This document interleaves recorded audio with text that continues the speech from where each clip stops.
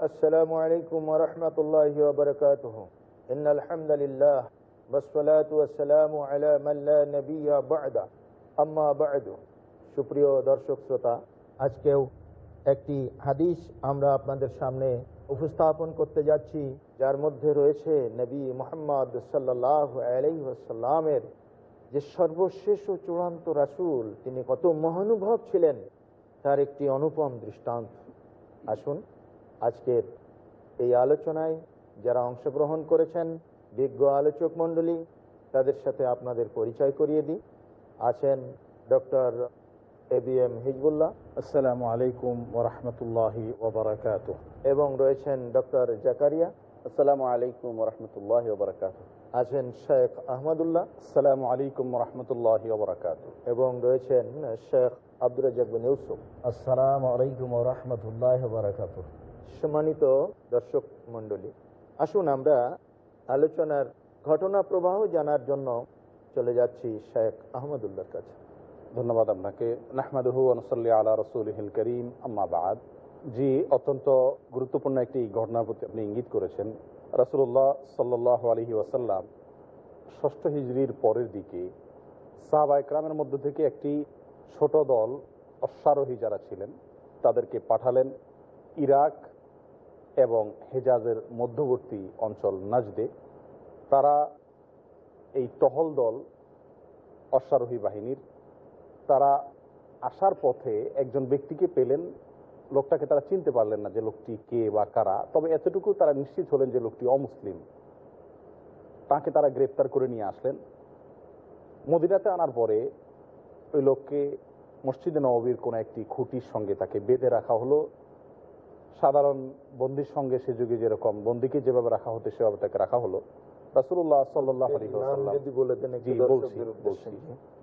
রাসূলুল্লাহ সাল্লাল্লাহু আলাইহি ওয়াসাল্লাম যখন তার কাছে এলেন, নতুন বন্দী এসেছে এটা শুনে তাকে দেখতে এলেন। দেখে রাসূল করিম সাল্লাল্লাহু আলাইহি ওয়াসাল্লাম তার বাঁধন খুলে দিতে বললেন। তার বাঁধ খুলে দেওয়া হলো, তার সামনে আনা হলো। এক বর্ণনায় আসছে যে সাহাবীরা তাকে চিনতে পারেন নাই। রাসূলুল্লাহ সাল্লাল্লাহু আলাইহি ওয়াসাল্লাম বললেন যে আরে, এই তো তুমামা মসজিদের খুঁটিতে বেঁধে রাখলেন। জি, উনি বললেন যে তোমরা কাকে নিয়ে আসলে? তো বনি হানিফা গোত্রের নেতা, লিডার, আহলি ইয়ামামারদের নেতা। তো তার নাম রাসূল আকরাম সাল্লাল্লাহু আলাইহি ওয়াসাল্লাম উল্লেখ করলেন। আর বুখারী বর্ণনা অবশ্য শুরু থেকেই নাম উল্লেখের কথা বলা আছে, সুমামা ইবনে উসাল রাদিয়াল্লাহু তাআলা।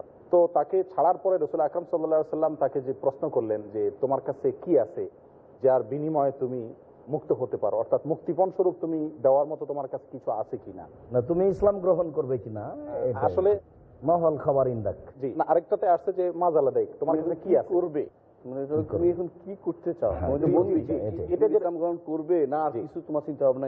বিভিন্ন বর্ণনা, বিভিন্ন এক কথায় উদ্দেশ্য রাসূল আকরাম সাল্লাল্লাহু আলাইহি ওয়াসাল্লাম তার কাছে জানতে চাইলেন আর কি, যে তোমার এখন ভূমিকা কি হতে পারে, তুমি নিজেকে আত্মরক্ষার জন্য কি করবে। এই হলো মূল লক্ষ্য, যে তুমি আত্মরক্ষার জন্য নিজের থেকেই জানতে চাইলেন। তো তার উত্তর থেকে বোঝা যাচ্ছে যে রাসূল আকরাম সাল্লাল্লাহু আলাইহি ওয়াসাল্লাম কি জানতে চেয়েছেন। তখন তিনি উত্তর করলেন যে ইন তাকতুল জাদামিন, দেখুন আপনি যদি আমাকে হত্যা করেন তাহলে এমন এক ব্যক্তিকে হত্যা করলেন যার শরীরে রক্ত আছে। রক্ত তো সবার শরীরে আছে। ফাথুল বারীতে আল্লামা ইবনে হাজার আসকালানী রাহিমাহুল্লাহ এই বাক্যটুকুর ব্যাখ্যা করতে গিয়ে কয়েকটি সম্ভাবনার কথা উল্লেখ করছেন, যে কয়েকটি অর্থ হতে পারে। তার ভিতরে প্রথম যে অর্থটি সেটা হলো যে আপনি যদি হত্যা করেন তো সাধারণ কোনো মানুষ নই, আমি নেতা মানুষ, আমার রক্তের প্রতিশোধ নেওয়া হবে। এমন একজন মানুষকে মারলেন যার রক্ত আছে, অর্থাৎ রক্তের মূল্য আছে, তাদের প্রতিশোধ এক সময় নেওয়া হবে। এরপরে দ্বিতীয় বাক্যে উনি এসে বললেন যে ওয়া ইন তুনাইম, আর যদি আপনি অনুগ্রহ করেন তাহলে তুনাইম আলা শাকির, তাহলে এমন এক ব্যক্তির প্রতি অনুগ্রহ করলেন যে ব্যক্তি অনুগ্রহের প্রতি কৃতজ্ঞ থাকবে। এরপর তৃতীয় বাক্যে তিনি এসে বললেন যে আপনি যদি আমাকে ছেড়ে দেওয়ার জন্য সম্পদ চান, মুক্তিপণ চান, তাহলে আমার কাছে সে পরিমাণ যাই চান আপনি মাস এটা ফাসাল আনহু মাস এটা, সে সম্পদের যা ইচ্ছা আপনি চেতে পারেন। রাসূল আকরাম সাল্লাল্লাহু আলাইহি ওয়াসাল্লাম কিছুই বললেন না, তিনটার কোন একটি অপশন গ্রহণ না করে তাকে ছেড়ে দিলেন। দ্বিতীয় দিন আবার তিনি এলেন, বললেন হ্যাঁ মাযালা দেই, তোমার কাছে কি আছে, অর্থাৎ তোমার বলার কি আছে, অথবা তোমার কাছে কি আছে, মাযালা দেই। জিজ্ঞাসা করার পরে সুমামা ইবনে উসাল রাদিয়াল্লাহু আনহু আবার আগের দিনের মতো একইভাবে তিনটি অপশন বললেন। তৃতীয় দিন আবার রাসূল আকরাম সাল্লাল্লাহু আলাইহি ওয়াসাল্লাম আসলেন। আসার পরে তাকে আবার যখন জিজ্ঞাসা করলেন তো বললেন যে গতকাল যেটা বলেছিলাম ওইটাই। তখন আল্লাহ রাসূল সাল্লাল্লাহু আলাইহি ওয়াসাল্লাম বললেন তাকে ছেড়ে দাও। ছেড়ে দেওয়া হলো। ছেড়ে দেওয়ার পর উনি আর দেরি করলেন না, সঙ্গে সঙ্গে মসজিদ নববী থেকে বের হয়ে গেলেন। এক বর্ণনা আসছে উনি নিজে বের হয়ে গেলেন, অন্য বর্ণনা আসছে রাসূল আকরাম সাল্লাল্লাহু আলাইহি ওয়াসাল্লামের কাছে তিনি ইসলাম পেশের আগ্রহ প্রকাশ করলেন। তখন তাকে রাসূল আকরাম সাল্লাল্লাহু আলাইহি ওয়াসাল্লাম মসজিদ নববীর পার্শ্ববর্তী এক কূপে গোসল করার জন্য পাঠালেন। সেখানে তিনি গোসল করলেন এবং এসে আশহাদু আল্লা ইলাহা ইল্লাল্লাহ ওয়া আশহাদু আন্না মুহাম্মাদুর রাসূলুল্লাহ এই বাক্য বলে তিনি ইসলামে প্রবেশ করলেন। এই ঘটনার পর তিনি রাসূলুল্লাহ সাল্লাল্লাহু আলাইহি ওয়াসাল্লামের কাছে বললেন, ইয়া রাসূলুল্লাহ, আমাকে যখন আপনার অশ্বারোহী দল গ্রেফতার করে নিয়ে আসে, আমি আসলে তখন ওমরা করার জন্য যেতে চাইছিলাম, তো এখন আপনি যেটা বলেন সেটাই করবো। রাসূলুল্লাহ সাল্লাল্লাহু আলাইহি ওয়াসাল্লাম সঙ্গে সঙ্গে তাকে নির্দেশ করলেন, যাও তুমি ওমরা করে আসো। তিনি ওমরা করার জন্য যখন মক্কায় আসলেন, মক্কাতে জানাজানি হয়ে গেছে নেতৃস্থানীয় ব্যক্তি, তিনি ইসলাম গ্রহণ করেছেন। তখন মক্কার অন্যান্য কাফেররা তাকে তিরস্কার করে বলতে লাগলো, আসাবাউতা, শুনলাম যে তুমি নাকি ধর্ম ত্যাগ করেছো, তুমি নাকি বিধর্মী হয়ে গেছো। তো তিনি বলেন যে না, আমি ধর্ম ত্যাগ করিনি, ইসলামে ফিরে আসছি মুহাম্মদ সাল্লাল্লাহু আলাইহি ওয়াসাল্লামের কাছে। তখন সুমামা ইবনে উসাল রাদিয়াল্লাহু তাআলা আনহু একটি কথা বললেন যে বনি হানিফা থেকে আর একটি গমও মুহাম্মদ সাল্লাল্লাহু আলাইহি সাল্লামের নির্দেশ ছাড়া মক্কায় আসবে না।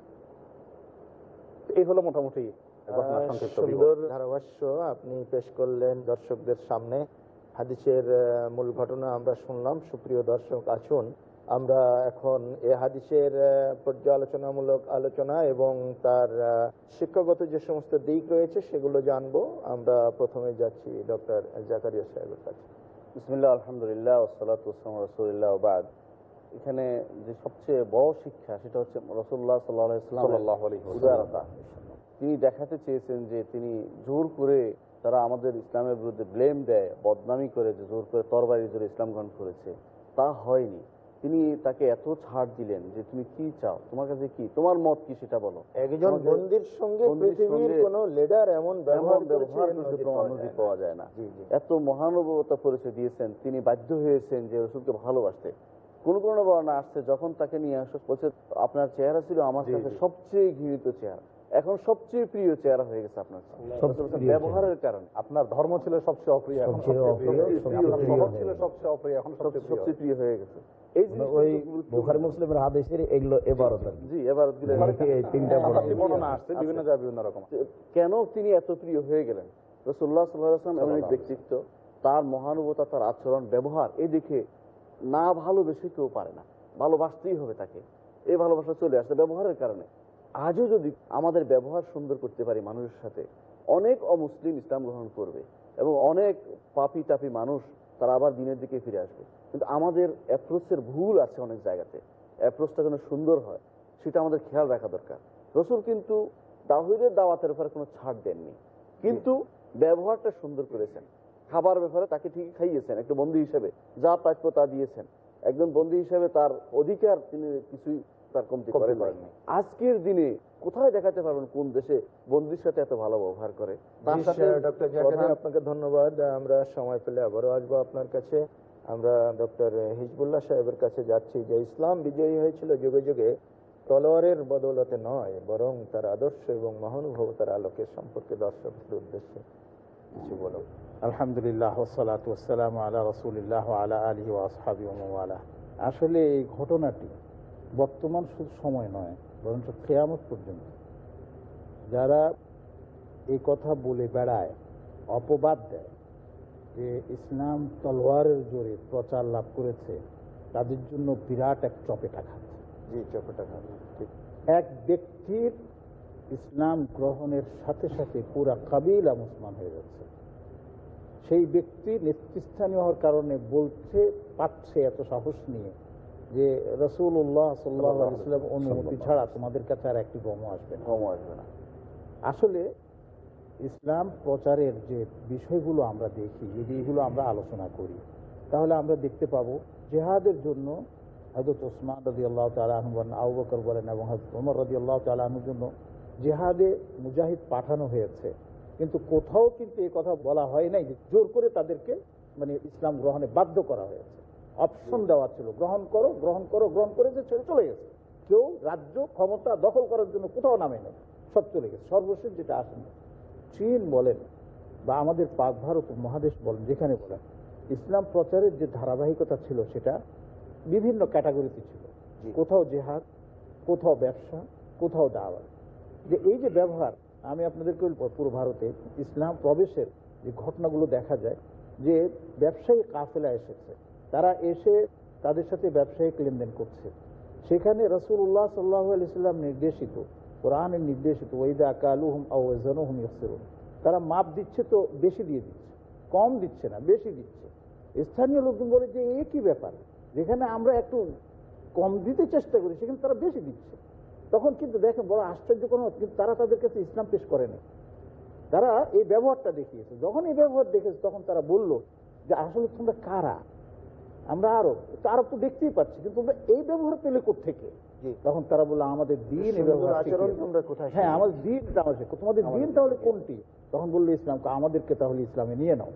এই জন্য সেখানে অনেক ব্যবসায়ী সেখানে থেকে গেছেন এবং সেখানে বিয়ে শাদী করে বসতি স্থাপন, আবার কেউ সফর করে চলে গেছেন ইন্দোনেশিয়া, মালয়েশিয়া, ভারত উপমহাদেশে এইভাবেই সম্প্রসারণ ঘটেছে। ইসলাম দিয়ে ব্যবহার দিয়ে আপনাকে ধন্যবাদ। আমরা নবী করিম সাল্লাল্লাহু আলাইহি ওয়াসাল্লামের আদর্শ এবং মহানুভবতার দ্বারা পৃথিবীর মানুষকে মুগ্ধ করেছিলেন।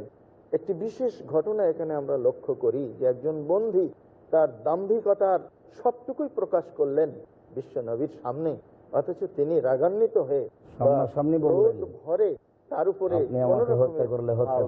প্রতিশোধ নিতে বললেন না। আসুন আমরা এ পর্যায়ে শেখ আব্দুর রাজ্জাক বিন ইউসুফের কাছে যাই, দেখি।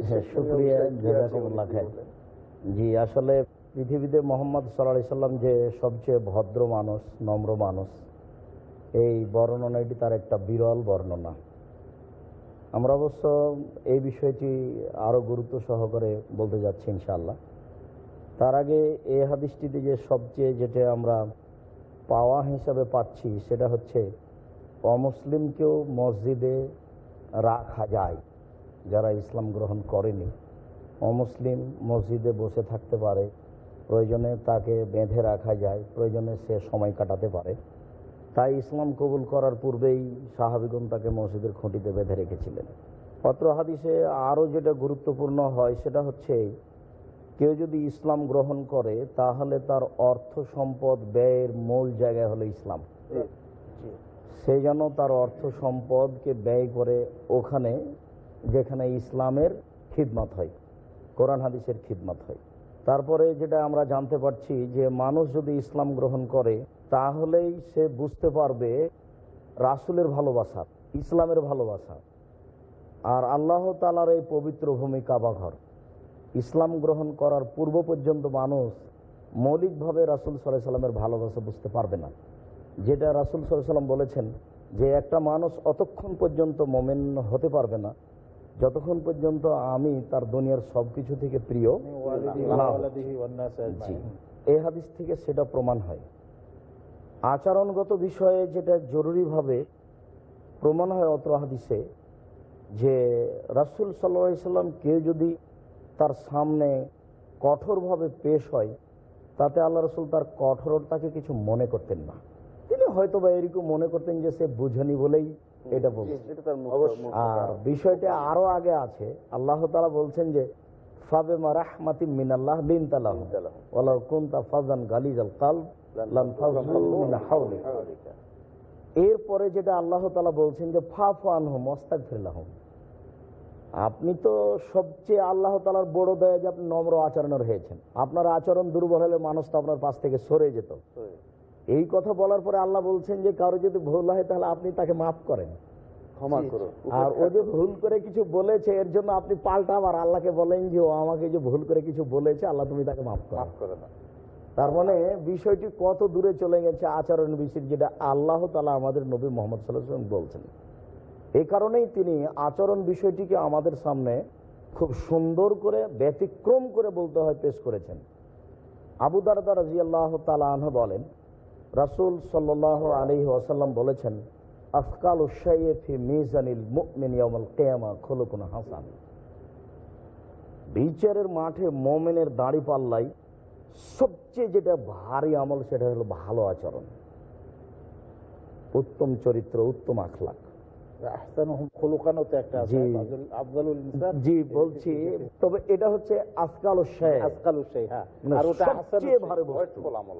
জি, তাহাজ্জুদ অত ভারী নেকি নয়, ভালো আচরণ যত ভারী নেকি। মানে এইভাবে আর কোন নেকি আল্লাহ রাসূল পেশ করেননি। হজ যদি আল্লাহ কবুল করেন তো একবারে মা যেদিন জন্ম দিয়েছেন সেদিন মানুষ হয়ে যাবে, এই কথা ঠিক।